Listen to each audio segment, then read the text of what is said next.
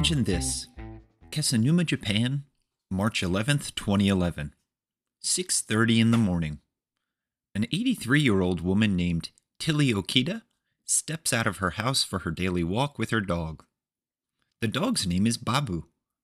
He's a Shih Tzu, small, fluffy, the kind of dog that fits comfortably in a tote bag. He has walked the same route with Tilly every single morning for years. Down to the coast, along the water, and back home for breakfast. This morning, Babu stops at the end of the driveway. He won't go toward the water. Tilly tries to lead him the usual way, but Babu pulls back. Not gently, urgently, his whole small body straining against the leash, turning away from the ocean and toward the hill behind their house. Now, Tilly doesn't understand. There's nothing wrong. The sky is clear. The water is calm. It's a perfectly ordinary Friday morning. But Babu is insistent in a way he has never been before. So Tilly, perhaps out of patience more than anything else, follows him up the hill. At 2:46 in the afternoon, a magnitude 9.1 earthquake, one of the most powerful ever recorded in human history, strikes off the coast of Japan. 41 minutes later, the tsunami reaches Tsunami. The water rushes through the neighborhood at the base of the hill. Through the streets Tilly and Babu would have been walking. Through everything at the water's edge. But Tilly and Babu are safe on higher ground. All because a small dog refused to take his usual walk.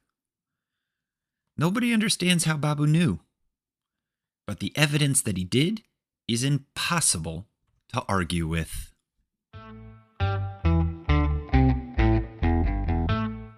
Welcome to Believe It or Not, the show where weird is real and the truth is stranger than fiction. I'm your host, Bryan, and today's story is about one small dog, one stubborn morning walk, and what animals might be capable of sensing that the rest of us simply can't.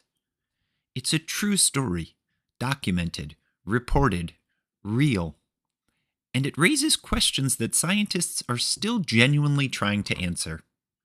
This is the story of Babu the Shih Tzu. In the morning, he knew something was coming.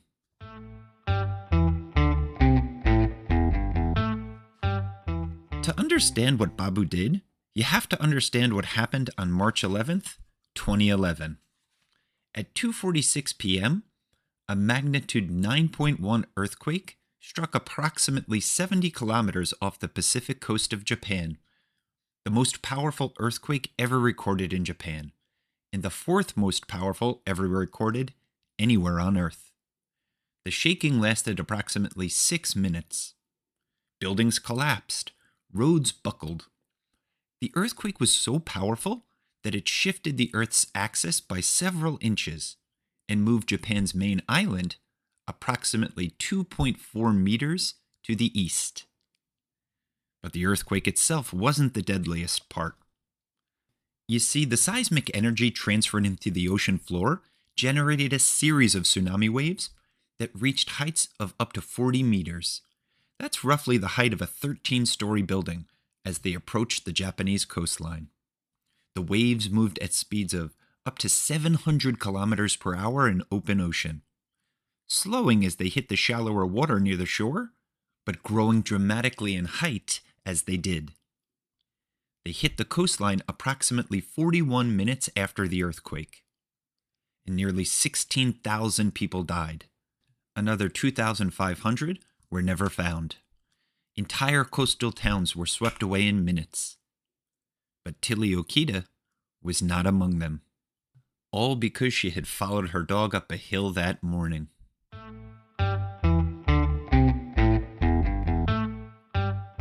Now here's the part of the story that scientists find genuinely fascinating. Babu's unusual behavior happened hours before the earthquake struck, during the morning walk, long before any human instrument had detected anything unusual, before any warning system had activated, before there were any visible sign that the day was going to be different from any other. You see, whatever Babu was responding to, it wasn't the earthquake itself. So what was it? Researchers who study animal behavior before seismic events have proposed several theories. One is that dogs have hearing ranges that extend far beyond human capability.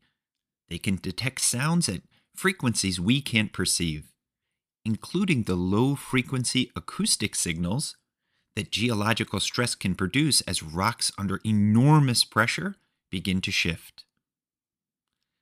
They also detect changes in electromagnetic fields, variations in ground vibrations too subtle for human senses, or shifts in atmospheric pressure that precede major seismic events. None of these scientific theories have definitively been proven.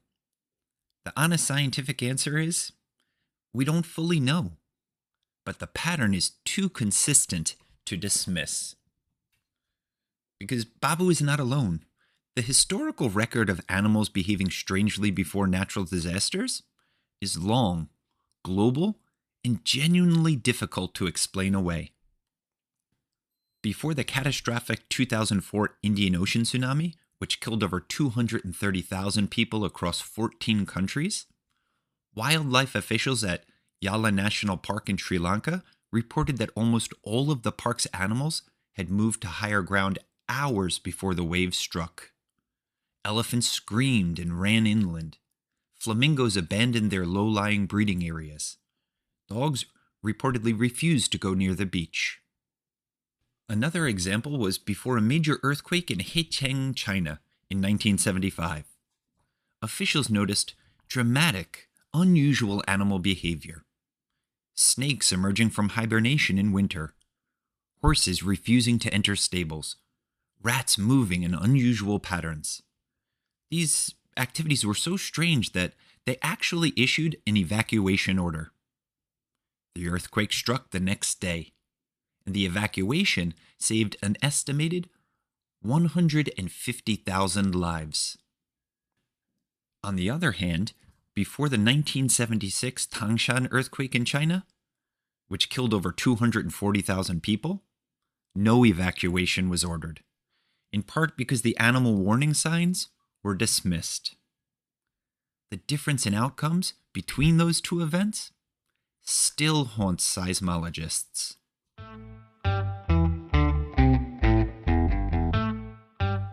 Here's what I think is the truly believe it or not part of Tilly and Babu's story. Tilly followed him. That's the part that gets me. An 83-year-old woman on a cold March morning being pulled up a hill by a small fluffy dog for no reason she could see or explain.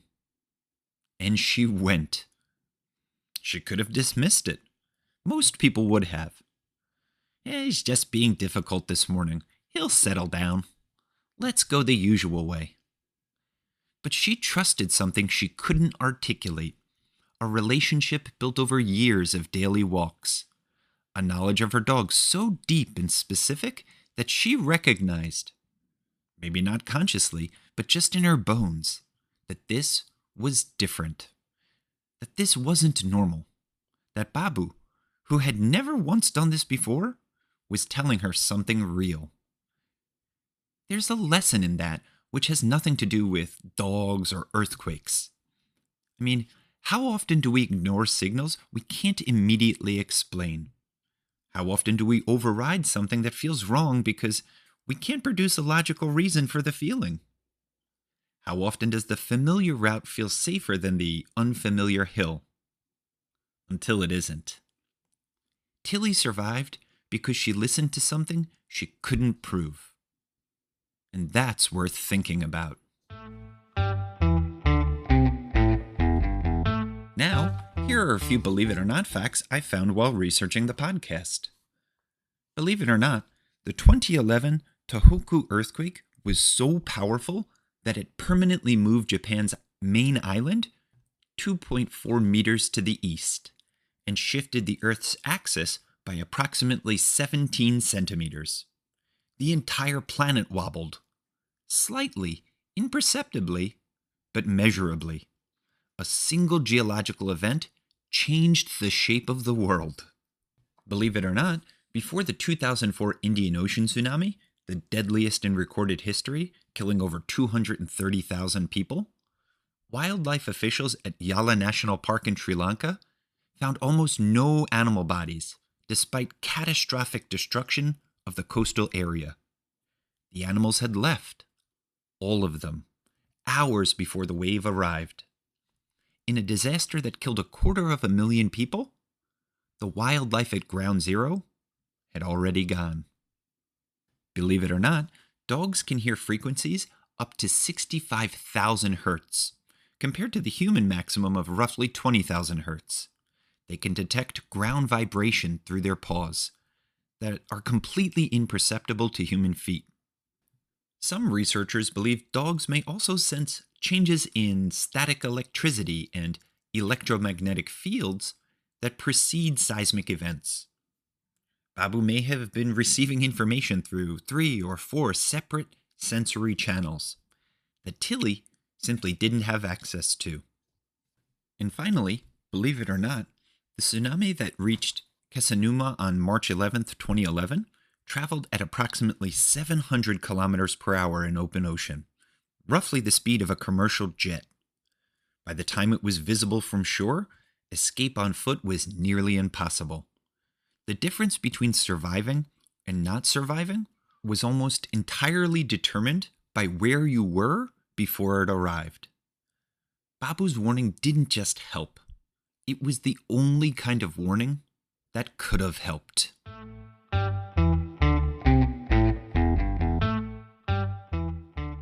Now, let's see how much you were paying attention.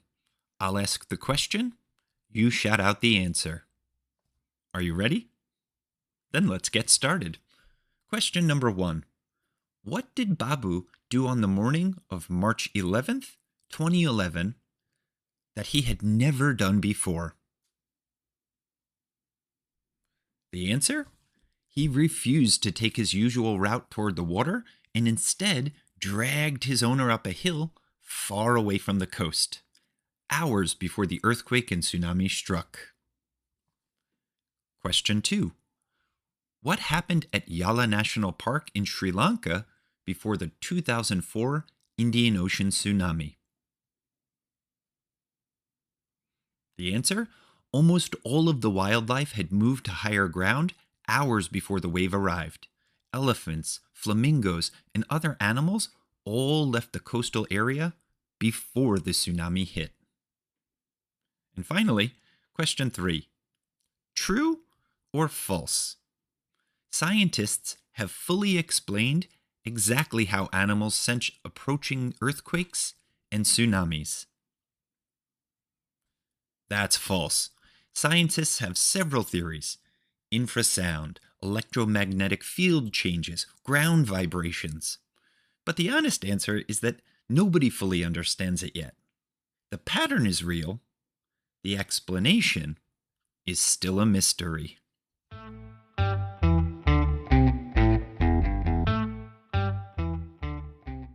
Now here's the big question for the podcast. Tilly couldn't see what Babu sensed. She couldn't hear it, feel it, or explain it. She just knew, somehow, that he was serious. So here's the question.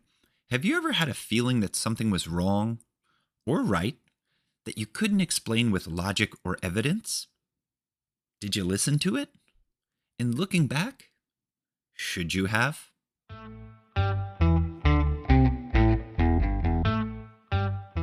If you're enjoying Believe It or Not, follow or subscribe wherever you listen. And share this episode with someone who loves dogs. Or with someone who could use a reminder to trust their instincts every once in a while. Because sometimes the most important signals are the ones that don't come with an explanation. Next time on Believe It or Not, imagine living in the most powerful city in the world, the capital of a global empire, magnificent architecture, the great parliament in the democratic world. And it smells like an open grave. It's London, 1858, And the River Thames has become so contaminated, so overwhelmingly foul, that members of parliament are soaking the curtains in disinfectant just to breathe inside the building. They call it the Great Stink. And while politicians argue about who should pay to fix it, thousands of people are dying from the disease hiding in the water. Then, one quiet, unassuming engineer gets the authorization he's been waiting years for. And what he builds, underground, invisible, completely forgotten the moment it starts working, saves more lives than almost any single project in the history of the modern world. The astonishing, disgusting, and genuinely inspiring story of the Great Stink. You won't want to miss it. Now, before we go, here's a tidal wave of a joke for you. What's the opposite of a microwave? A tsunami. Until next time, keep wondering, keep learning, and remember, sometimes the truth is weirder than fiction.